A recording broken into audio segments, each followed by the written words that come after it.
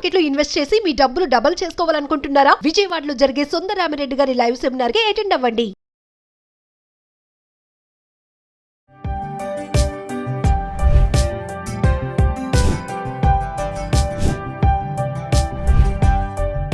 నమస్తే, welcome to Suman TV. మరి మీరు ఎవరికైనా గిఫ్ట్ ఇస్తున్నారా? గిఫ్ట్ ఇస్తే ఇలాంటివన్నీ కూడా అంటే ఆఫీస్లో కానీ మీరు ఒక టార్గెట్స్ రీచ్ అయితే మీకు ఏమన్నా గిఫ్ట్లు వస్తున్నాయా? గిఫ్ట్లు అంటే టూరిజం ప్యాకేజ్ లాగా అలా కూడా వస్తూ ఉంటాయి కదా.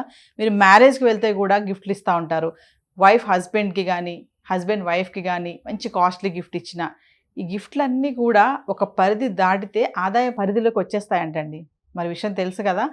దీని మీద మరింత సమాచారం అందించడానికి గిఫ్ట్ పైన ట్యాక్స్ ఏంటి అసలు, ప్రీవియస్ మనము ఇంటి ట్యాక్స్ గురించి కూడా మాట్లాడుకున్నాం. మరి ఇప్పుడు ఈ బహుమతుల పైన వచ్చే ట్యాక్స్ ఏంటి, వీటిపైన మరింత సమాచారం అందించడానికి ప్రస్తుతం మనతో పాటు ఉన్నారు అనలిస్ట్ రామకృష్ణ గారు. సార్తో మాట్లాడి ఆ వివరాలన్నీ కూడా తెలియజేస్తాం. నమస్తే సార్. నమస్కారం అమ్మా. సార్, ప్రీవియస్ మనం ఇంటి ట్యాక్స్ గురించి మాట్లాడుకున్నాం, రెంటల్ ట్యాక్స్. మరి ఇప్పుడు ఈ బహుమతుల పైన ట్యాక్స్ ఏంటి సార్? మరి అంటే బహుమతులు ఇచ్చే వాళ్ళకా తీసుకునే వాళ్ళకా అంటే ఒక్కసారి దాని గురించి. అసలు మనం దాన్ని ఏమంటారంటే ట్యాక్స్ మీద చాలా మీమ్స్ ఉన్నాయి ఇప్పుడు. ఓకే, అది బాగా ఫేమస్ ఏంటయ్యా అంటే ఎవరో రూపాయి మింగేశాడు, ఎవరు తీయలేకపోతున్నారంటే ఎవరో వస్తాడు వచ్చి ఆ రూపాయి బయటికి తీస్తాడు, ఎవరయ్యా నువ్వు ఇంత టాలెంటెడ్గా తీసావంటే నేను ఇన్కమ్ ట్యాక్స్ ఆఫీసర్ అని చెప్తాడని.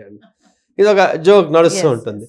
సో అది ఎలా ఉంటుందంటే మనం ప్రతిదీ ట్యాక్స్ అనగానే ట్యాక్స్ టెర్రరిజం లాగా ఆలోచిస్తూ ఉంటాం. కానీ ఫస్ట్ ట్యాక్స్ అనేది ఏందయ్యా అంటే ఎప్పుడైనా డబ్బు ఒక ట్రాన్సాక్షన్ జరిగినా డబ్బు ట్రాన్స్ఫర్ అయినా కూడా అది జరుగుతోంది కాబట్టి దాన్ని వీళ్ళు మానిటర్ చేయాలి, కాబట్టి వాళ్ళకి అది తెలియాలి అన్నది ఫస్ట్ పాయింట్. సెకండ్ది ఏంటంటే అది జరిగినప్పుడు ఒక పరిధి దాటి జరిగితే దాని మీద ఎంతో కొంత పన్ను అది అట్రాక్ట్ అవుతుంది, దానికి ఆ పన్ను చెల్లించాలి అన్నది పాయింట్. మనం అది ఇంటి రెంట్ అనుకోవచ్చు, లేదంటే ఇప్పుడు గిఫ్ట్ అనుకోవచ్చు, లేదంటే ఎర్నింగ్ అనుకోవచ్చు, ఏవైనా అన్నిట్లో కూడా లాజిక్ సేమ్ లాజిక్. మన సమస్య ఎక్కడ వస్తుందయ్యా అంటే అనుకున్న ట్యాక్సులు విపరీతంగా పెంచేసి రిలీఫ్ ఇవ్వకుండా అవతల రేట్లు పెరిగిపోతూ యువతల ఇది అవ్వడం వల్ల ఇది చాలా ఇబ్బంది కలుగుతుంది. ఓకే, ఇంతకుముందు చెప్పుకున్నట్టు ఒకప్పుడు ట్యాక్సేషన్ అంటే అన్నిటి మీద ట్యాక్స్ ఉండేది. మీరు ఒక 1000, 2000, 2500 సంవత్సరాలు వెనక్కి వెళ్ళి లిటరేచర్ చదివారంటే అప్పుడు కూడా ఎన్ని ట్యాక్సులు ఉన్నాయి. టోల్ ట్యాక్స్ ఉంది, ఆక్ట్రాయ్ ఉంది. ఓకే, ఇంకా గట్టిగా మాట్లాడితే ఇప్పుడు ఇంకా మన దగ్గర లేదు, ఎందుకంటే మనం దాన్ని ఏమంటారు ఈ గవర్నమెంట్లు పడిపోతాయని ఆగుతున్నారు. కానీ లేకపోతే రైతులు మీద కూడా ట్యాక్స్ ఉంది. ఓకేనండి. సో ఎక్కడ ట్యాక్స్ లేకపోవడం అనేది ఎప్పుడు లేదు, అర్థమైందండి. అయితే ఇప్పుడు ఏంటంటే ఈ గిఫ్ట్ ట్యాక్స్ అంటే ఏంటంటే ఇది కొత్తగా ఇవాళ పెట్టింది కాదు. మనకు అన్నీ ఎలా అవుతుంటాయి అంటే ఒక సీజన్కి ఒక ఇది బయటకు వస్తూ ఉంటుంది కదా, అది బాగా పాపులర్ చేసేసరికి ఇదేదో ఇప్పుడే వచ్చిందేమో, ఈ గవర్నమెంట్ పెట్టిందేమో అన్నట్టుగా మనం డిస్కస్ చేస్తున్నాం. కానీ ఇది ఎప్పటి నుంచో ఉంది.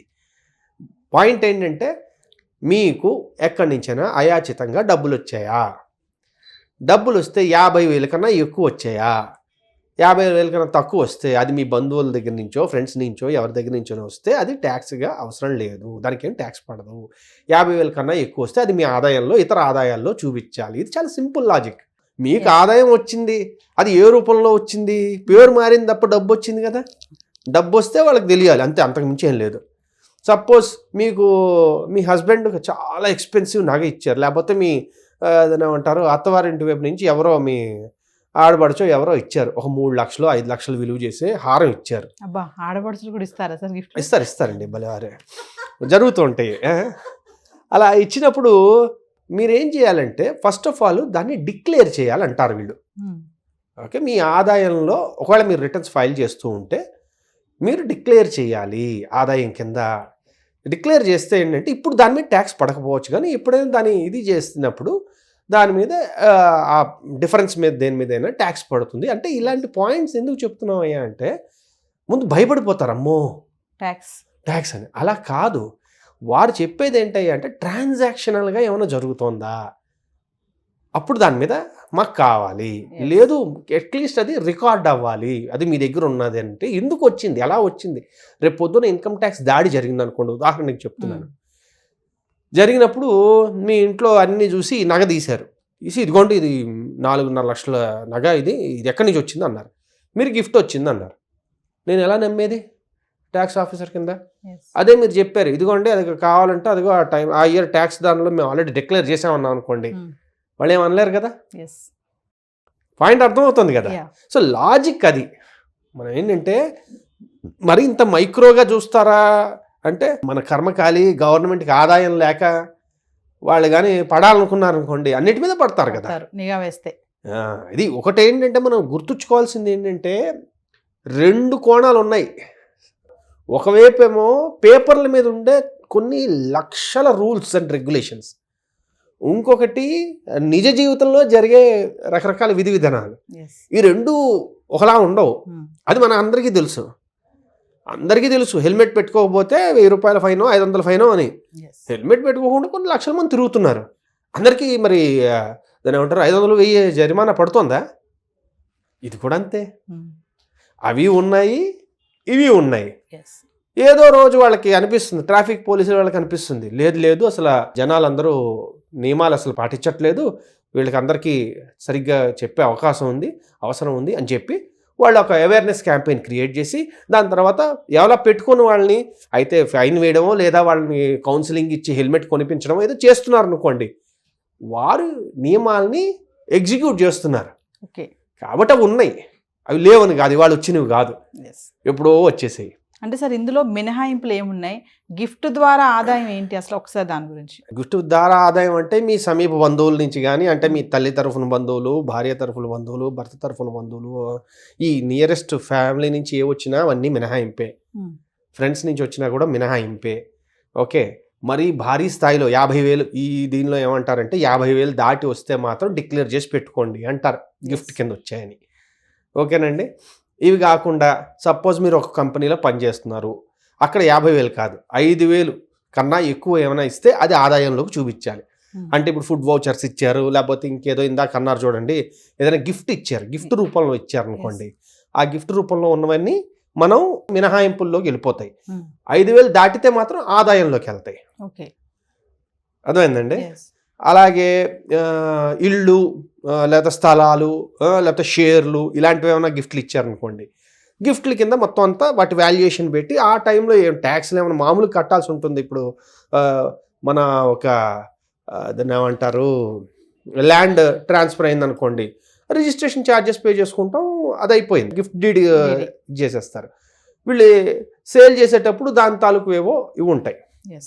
ఓకేనండి. సో పాయింట్ ఏంటంటే మీకు ఆదాయం వచ్చింది, ఏదైనా డబ్బు మీకు వచ్చింది అంటే దానికి చాలా క్లియర్గా దాని ఇది ఉండాలి.